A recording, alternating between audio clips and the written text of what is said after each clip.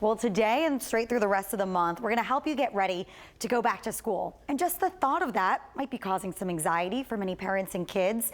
And according to a recent study in 2020, 10% of kids in New Jersey were diagnosed with or reported to have anxiety or depression by a doctor or healthcare provider. That number has increased from its previous report 4 years ago. So I have some ways to help manage back to school anxiety. Life is scary right now. I'm scared of them.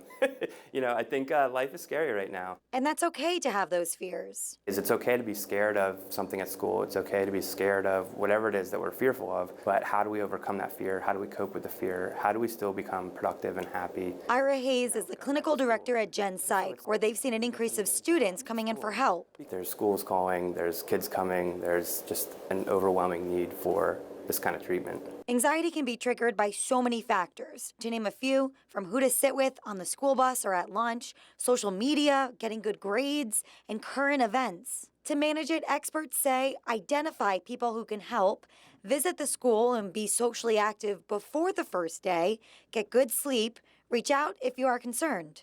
And here's what experts say to seek medical attention when anxiety prevents you from doing things that you love, if you have panic attacks, if you feel like you can't manage it, and if you feel isolated. Because if not, that reinforces the fact that school is scary.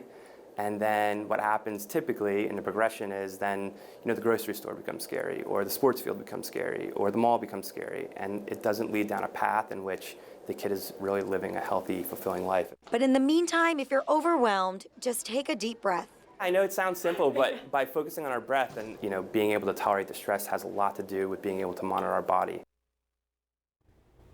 Yeah, there's just so much to this topic, right? I mean, just conversations can happen. And I also want to mention, too, is that some insurances, they're actually accepted at these places. So you can get that medical help, and it's all covered by insurance. And even some schools bringing in the experts to help as well.